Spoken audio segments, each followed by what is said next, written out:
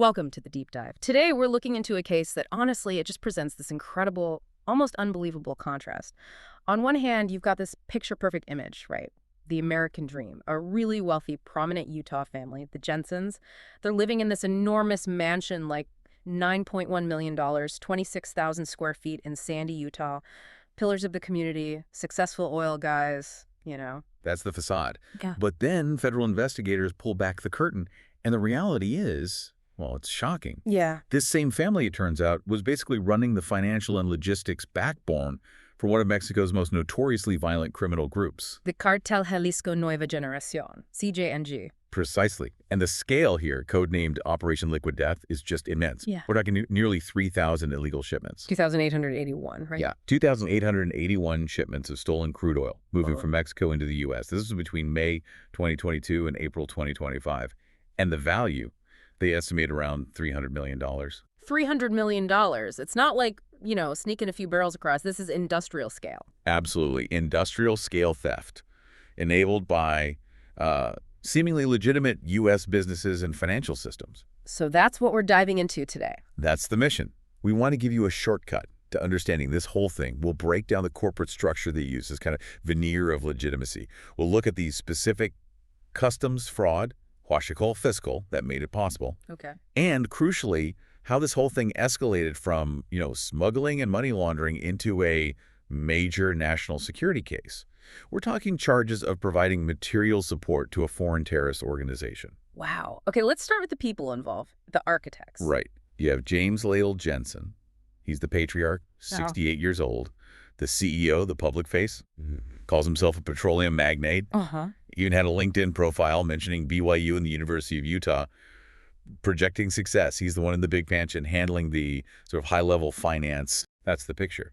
And then the operational side, that was largely managed by his son, Maxwell Sterling Jensen. He was the boots on the ground in Texas, running the day-to-day. And they didn't just use one company, did they? This is more complex. Oh, much more complex. It was a deliberate corporate structure designed really for insulation. Plausible deniability, not just some simple shell game. So what were the key companies? Okay, the main one, the operational heart, was Arroyo Terminals, LLC. And it was based down in Rio Hondo, Texas. Right near the border. Exactly. Perfect location. Arroyo specialized in, quote, domestic and cross-border acquisitions of various blends of crude oil. But here's the really critical part. Arroyo owned its own fleet of barges. Big ones, 30,000 barrel capacity. Wait, hang on. Why is owning the barges themselves so important? Well, it's a huge logistical advantage, but also a defensive one. See, normally if you hire a third-party shipper, they have procedures, they do due diligence on the cargo, the source. Right. They might ask questions. Exactly. Yeah. But if you own the whole transport chain, the barges, the terminal like the Jensens did, you control everything. You limit the number of outside eyes. They could move the stolen oil from the Mexican side straight into their Texas facility with minimal oversight. So they're basically buying stolen goods from themselves, using their own trucks and barges. Pretty much. Yeah. And they use other companies too, like Big Hog Energy LLC and Gentran LLC. These were used to hold other assets, like the Peterbilt tanker trucks, and, further compartmentalize the money flows, made it harder to track. A vertically integrated criminal enterprise, essentially. That's a good way to put it. Yeah. Seamless. And this structure let James Jensen play the role of the respected Utah businessman, while allegedly coordinating this massive flow of cash to the CJNG. And the prosecution's argument is that he knew who he was dealing with. That's the core allegation, that he was fully aware his Mexican suppliers operated, and I quote the indictment here, only through the permission of Mexican criminal organizations. The $9.1 million mansion, assets down in the Bahamas. The government says that's the payoff from this partnership. Okay, so let's trace it back. Where did all this oil, this $300 million worth of crude, actually come from? Right, the source is key. It was stolen directly from Pemex Petróleos Mexicanos, Mexico's state-owned oil company. And this theft, huachicoleo, it's a huge problem down there, run by the cartels. Massive. The CJNG is heavily involved. They use everything from, illegal pipeline taps, which are incredibly dangerous, to bribing Pemex officials, to just outright theft from storage facilities. So the CJNG steals the oil, but they need someone to turn it into cash. And that's where the Jensens come in, the U.S. enablers. Precisely. They weren't tapping the pipelines themselves. They were providing the market access, the logistics, the monetization engine on the U.S. side. The CJNG had the product. The Jensens had the pathway to convert it into dollars. And we know how the money flowed back. Yeah, the investigation tracked at least $47 million going from the Jensen's U.S. business accounts. We're talking big banks like Wells Fargo, Bank of America, back to Mexican companies. These companies were essentially acting as financial fronts, intermediaries, for the CJNG. So, U.S. bank accounts funding cartel operations through oil sales. It's basically venture capital for organized crime, laundered through a seemingly legitimate cross-border business. Okay, let's get into the nuts and bolts of how they moved 2,881 shipments without getting caught sooner. You mentioned it wasn't about physical stealth, but documentary fraud, what you call fiscal. This is maybe the most fascinating part, because it explains the scale and the audacity. What you call fiscal means defrauding the fiscal system, the customs system. They weren't trying to, like, sneak trucks past guards in the dead of night. No. No, the trucks and barges were crossing openly. The crime was in the paperwork they filed with U.S. Customs and Border Protection.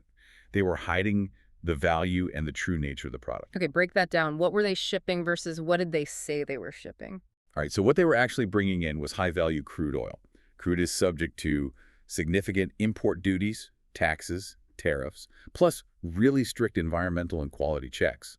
It's a regulated commodity. Right, expensive to import legally. Very. But on their customs declarations, the Jensens consistently labeled this valuable crude oil as low-value, much less regulated stuff. Things like waste oil, waste of lube oils, even petroleum distillates, basically industrial sludge on paper. So they turned valuable energy product into garbage, legally speaking. Exactly. Waste oil often gets exemptions from duties and heavy regulation because it's seen as low-grade material, maybe for recycling or disposal, not destined for the high-value energy market. By just changing that commodity code on the form, they dodged millions in taxes and fees, and they avoided the intense scrutiny that comes with importing actual crude oil. And they did this 2,881 times. That's an incredible amount of fraudulent paperwork. An entire administrative operation dedicated to this lie. It really is. It shows a sophisticated, sustained effort. And the system, the customs system, relies heavily on the accuracy of submitted documents. Unless there's a specific tip-off or external intelligence pointing regulators to look closer. Which eventually happened here, right? It came from a DEA drug probe. That's right. Operation Liquid Death wasn't initially about oil. It started as a DEA investigation into drug trafficking, but they followed the money, as they often do. And the money trail led away from typical drug proceeds and towards this massive oil operation. It involved the DEA, FBI, Homeland Security Investigations, HSI, the IRS Criminal Investigation Division, a major multi-agency effort. And when they finally moved, it was dramatic. Raids in Texas and Utah simultaneously. Yeah, April 23rd, 2025, they hit Arroyo terminals down in Texas. And at the same time, U.S. Marshals were in Sandy, Utah. Reports say they used a battering ram to get through the gates and doors to that huge Jensen mansion to arrest James and his wife, Kellyanne. A very visible takedown. Sends a message, doesn't it? Financial crime, even seemingly white-collar stuff, can end with federal agents breaking down your door. Now, after the arrests, the prosecution made a specific strategic choice about who to charge, didn't they? They did. The initial indictment included James, his wife Kellyanne, and two sons, Maxwell and Zachary. But pretty quickly, by late May 2025, they dismissed the charges against Kellyanne and Zachary. Why do that? Simplify the narrative. That seems to be the thinking. It streamlines the case significantly. By removing the wife and one son, they can focus all their firepower, all the evidence, all the jury's attention, squarely on the two main players. James, the alleged financial mastermind, and Maxwell, the operational manager. Makes for a cleaner trial, potentially a stronger case against the core actors. But right before that dismissal, something even bigger happened with the charges. This is where it really escalated. Absolutely. This is the game changer. On May 22nd, just days before they dropped charges against the wife and son, the prosecutors filed a superseding indictment. And this new indictment added a bombshell charge. Conspiracy to provide material support to a foreign terrorist organization. FTO, that's huge. How could they add that charge? It hinges on a crucial event earlier that year. On February 20th, 2025, the U.S. Secretary of State officially designated the CJNG, the cartel the Jensens were allegedly doing business with, as a foreign terrorist organization. Okay. So that designation changed everything. Fundamentally. Before February 20th, the money flowing from the Jensens to the CJNG intermediaries was, legally speaking, money laundering, proceeds of crime, enabling a criminal group. Bad, but one type of crime. Right. After February 20th, because the CJNG was now officially labeled an FTO, any continued financial transactions, any material support, even just providing the logistics for their oil, legally transformed into terrorism financing. Wow. So the same actions took on a completely different legal weight overnight because of the FTO designation. Exactly. It allowed the government to bring the hammer down using counterterrorism laws. The potential penalties skyrocket. That charge alone carries up to 20 years. It sends an incredibly strong message. Dealing with groups like CJNG isn't just business. It's potentially aiding terrorism. And they're not just going after prison time. They want the money back, all of it. Oh, yeah. The asset forfeiture is sweeping. They're seeking a money judgment for $300 million. That's the estimated total value of the stolen oil. And they're moving to seize everything connected to the operation or got with the profits. Like the mansion? The Sandy Mansion, absolutely. The Arroyo Terminal in Texas, those 4 big barges. The Peterbilt trucks, they even found about 80,000 barrels of oil still in storage. They want that too. Plus the luxury toys, a 2023 Corvette Stingray, a 2024 GMC Sierra. The goal is total financial dismantling. Leave nothing behind. You know, looking at this, it feels like there's a pattern here, especially in Utah. This reminds me a bit of that other massive family-run fraud case, the Washakie Renewable Energy Scheme with the Kingston family. That's a really sharp comparison. And you're right, the blueprints have some disturbing similarities. How so? Well, think about it. Both were headed by influential families, seemingly pillars of their communities. Both operated by exploiting legitimate industries. Washakie used biofuel tax credits. The Jensens used the petroleum trade. Both relied on huge, sophisticated documentary fraud. Right. Washakie faked records to claim billions in bogus tax credits. The Jensens faked customs docks for the oil. Exactly. And in both cases, the massive fraud funded truly extravagant lifestyles. Right. You had the Jensen's $9.1 million compound. The Kingstons famously got things like a $1.8 million Bugatti Veyron. But there's a crucial difference in who they partnered with or who they victimized. That's the critical distinction, and it changes the legal gravity entirely. The Kingstons essentially defrauded the U.S. government. The IRS was the primary victim of their tax scheme. The Jensens, however, are accused of partnering with and financing a violent, designated foreign terrorist organization. They weren't just stealing from the government. They were allegedly enabling a major international security threat. And this kind of crime, the huachical, the fuel theft, is becoming a bigger and bigger deal for the cartels, isn't it? Beyond just drugs. It's absolutely massive now. For groups like CJNG, fuel theft is one of their most significant revenue streams outside of narcotics. We're talking billions annually. And in some ways, it's better money for them. How so? Better than drug money? It can be easier to launder. Selling stolen fuel through seemingly legitimate businesses generates revenue that looks, on the surface, like normal commercial activity. It provides a steady, high-volume cash flow that's maybe less suspicious than piles of drug cash. And the U.S. government is clearly aware of this specific threat now. You mentioned a FinCEN alert. Yes, directly stemming from intelligence gathered in cases like Operation Liquid Death.